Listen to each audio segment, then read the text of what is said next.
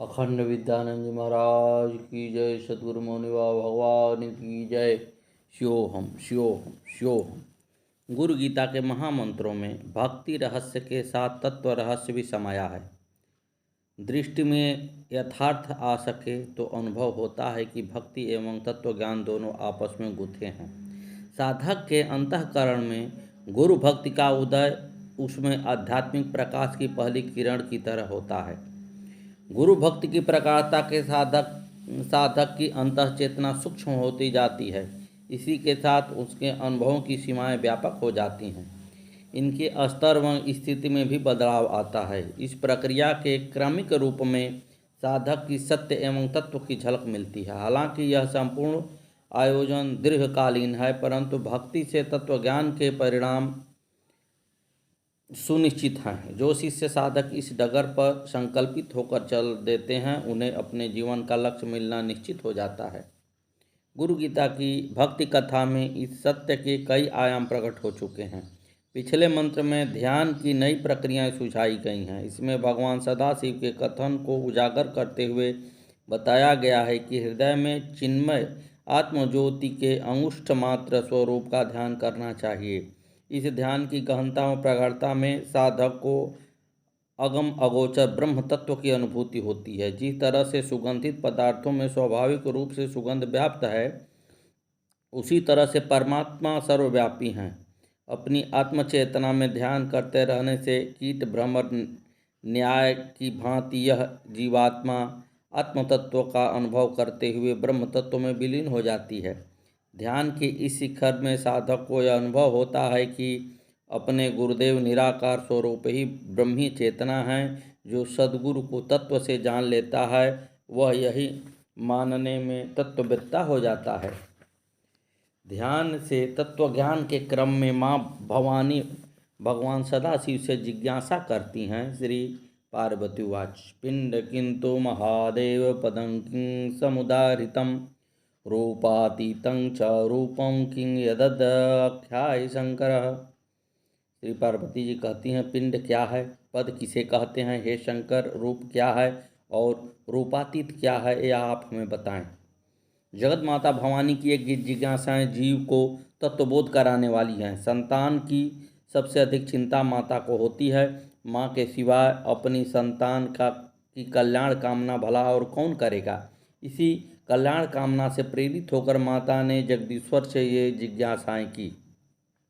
इन जिज्ञासाओं की गहनता में व्यापकता अति विस्तार लिए हुए है। इस कुछ प्रश्नों में आध्यात्म का मूल मर्म है। आध्यात्म ज्ञान के जो भी मौलिक सवाल हैं, वे सभी इसमें समाये हुए हैं। इनके हल होने से जीवन की सभी गुत्थियां स्वयं ही सुलझ जाती हैं। हालांकि इनको सही ढंग से समझने के लिए इन सभी प्रश्नों पर एक एक करके विचार करने की ज़रूरत है। इनमें से सबसे पहला सवाल है, पिंड क्या है। सामान्यतया यह सभी जानते हैं कि पिंड देह को कहते हैं। देह की अनुभूति सभी को होती है। विशेषज्ञ इसकी रचना, क्रिया, विकृतियों एवं इनके समाधान को जानते हैं। चिकित्सक विशेषज्ञ वर्षों तक लगातार इसे पढ़ते हैं, इसके बारे में अनुसंधान करते हैं। हालांकि इस अथक परिश्रम के बावजूद कबूल करते हैं कि उनके शोध प्रयास अभी अधूरे हैं। इस देह ज्ञान से अलग पिंड का तत्व ज्ञान अलग है। पिंड चिकित्सा विज्ञान का शब्द न होकर योग विज्ञान का शब्द है। इसे योग की दृष्टि से ही सोचा और जाना जाना चाहिए। जीव को पिंड मिलने और इसमें आबद्ध होने का कारण उसकी वासनाएं, चाहतें और इच्छाएं हैं। वासनाएं जब तक हैं, जीव का पिंड से छुटकारा नहीं है। इतना ही नहीं, वह इस वासनाओं से लिपटे रहने के कारण स्वयं को ही पिंड समझने लगता है। ग्रामीण अंचल में एक बड़ा प्रचलित मुहावरा है, पिंड छुड़ाना। किसी जंजाल या विपत्ति से पीछा छुड़ाने पर कहते हैं, चलो पिंड छूटा। भले ही इस कहावत पर किसी ने गहराई से विचार न किया हो, परंतु सच यही है कि पिंड छुड़ाना बड़े महत्व की बात है। परंतु योगी जन जानते हैं कि पिंड से मुक्त होना वासनाओं से मुक्त होने के बाद ही संभव है, और वासनाएं कुंडलनी शक्ति के जागरण व ऊर्ध्वगमन के बाद ही छूट पाती हैं। सो वासनाओं और इससे पैदा होने वाले कर्म बीजों व इसके परिणामों को जिसने जान लिया, समझो उसने पिंड के तत्व को जान लिया। सद्गुरुदेव भगवान की जय। श्री मौनी बाबा भगवान की जय। माता जगदम्बा प्रभु से अगला सवाल करते हैं, प्रभु पद किसे कहते हैं? यह पद शब्द भी यौगिक शब्दावली की एक गहरी विशेषता है। योग में जीवात्मा को पद कहा गया है। इसका एक नाम हंस भी है। इस हंस का ज्ञान सामान्य जनों को नहीं होता, क्योंकि वासनाओं से चंचल प्राणों में यह अनुभूति नहीं हो पाती। जब वासनाओं का वेग थमता है तब प्राण स्थिर होते हैं और प्राणों की इस स्थिरता में हंस का अनुभव होता है। यह अनुभव जीवात्मा का है। जीवात्मा का मतलब है आत्मचेतना का वह स्वरूप जिसने प्रकृति बंधनों के कारण जीव भाव को स्वीकार कर लिया है। जीव भाव से मुक्त होने पर ही योग साधना में आत्मतत्व का अनुभूति होती है। इसी क्रम में माँ की अगली जिज्ञासा है कि प्रभु रूप क्या है? रूप क्या मतलब है? आत्मरूप का यह आत्मरूप है, आत्मज्योति रूप नील बिंदु। इसका अनुभव साधक को आत्मज्योति का अनुभव देता है। इस अनुभूति के साथ ही साधक को अपने आत्मस्वरूप का ज्ञान व भान हो जाता है। सभी जप तप योग तप का सुफल यही है। जिसकी यह स्थिति नहीं है, समझो उसे अभी अध्यात्म की कथा में प्रवेश ही नहीं मिला। योग साधना में रूप दर्शन एवं रूप मुक्ति यही दो क्रम हैं। इन्हें पूरा कर लेने पर रूपातीत अनुभूति का क्रम होता है। यह अध्यात्म विद्या की उच्च कक्षा है। इसमें प्रवेश साधक को जन्मों की साधना के बाद मिलता है। इस उच्च कथा के बारे में जगत माता भवानी अगली जिज्ञासा करती हैं, प्रभु रूपातीत क्या है? रूपातीत है ब्रह्मीय चेतना। सभी रूप इसी से उदय होते हैं और इसी में विलीन हो जाते हैं। यह अनुभूति विरल है। जन्म जन्मांतर की साधना के बाद ही साधक इसकी प्राप्ति का अधिकारी हो पाता है। इसे पाने पर न शोक रह जाता है न मोह। माया से परे अगम अगोचर प्रभु की अनुभूति अति असाधारण अनुभव है। इस अनुभव में साधना की सार्थकता है। यही जीव शिव बनता है। इस शिव तत्व की प्राप्ति में उनकी गुरु सेवा का सफलता है। उसके सद्गुरु के वरदान का सुफल है। जिसको यह मिल गया, समझो उसे सब कुछ मिल गया। हालांकि यह तत्वबोध होता है क्रमवार ही। सबसे पहले पिंड बोध करना होता है। किन वासनाओं के प्रतिफल से यह देह मिली है, किन कर्म बीजों के कारण वर्तमान परिस्थितियां हैं, इसे अपनी साधना की गहराई में अनुभव करना होता है। इसके बाद आता है प्राणों की गति का क्रम। प्राणों की गति का ऊर्ध्व स्थिर होना जीवात्मा के साक्षात्कार का कारण बनता है।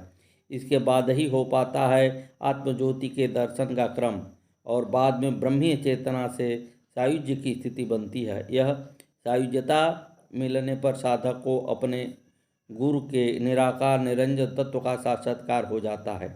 माँ की इस जिज्ञासा में भगवान सदाशिव के उत्तर अत्यंत मर्म स्पर्शी हैं। सद्गुरुदेव भगवान की जय। श्री मौनी बाबा जी भगवान की जय। आइए गुरुदेव का गुणगान किया जाए। ये गुरु पूर्णिमा पर जयप्रकाश गुरु पूजन कर ही रहे थे कि गुरुजी मौनी बाबा ने उनसे पूछा, कौन सी जगह रही? ये कहने लगे, प्रभु सारी सृष्टि आपकी है, आपको सब पता है। भक्तगण बोले, अरे बता दो, हम कैसे आएंगे? प्रभु का आदेश है तो लो। कहते हुए उन्होंने पता बताया। फिर मौनी बाबा भगवान से पूछने लगे, प्रभु फाइल खुल गई क्या? गुरु भगवान बोले, अरे आई हो। फिर एक दिन अकस्मात फ़ोन आया। ड्राइवर ने पूछा, हम भिवाड़ी आ गए, पता बताओ। इन्होंने भिवाड़ी मोड़ पर आने के लिए कहा और कहा कि वहाँ पहुँचो, मैं आ रहा हूँ। उस समय इन्होंने सिर मुड़ाया हुआ था, गर्मी काफ़ी थी। ये पहुँचे, गुरुदेव के चरण छुए तो वे बोले, अरे जयप्रकाशी हुई हो? ये बोले, प्रभु आप जानो मैं कौन हूँ। गुरुजी ने कहा, अरे तो बैठ जाइए। ये गाड़ी में बैठ गए। गुरुजी मौनी बाबा भगवान इनके घर आ गए। पूजा वाले कमरे में बैठे। इन्होंने पूजा के फल फ्रूट पानी वगैरह दिया।